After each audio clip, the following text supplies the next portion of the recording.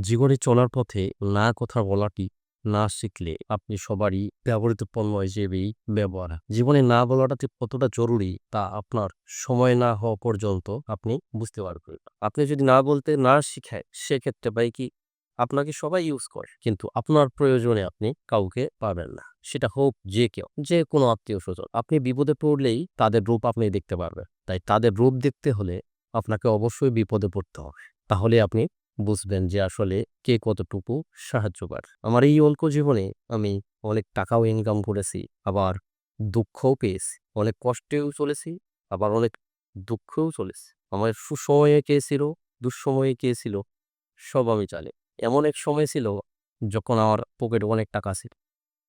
আবার অনেক সময় ছিল পকেটে ৳১ ছিল না।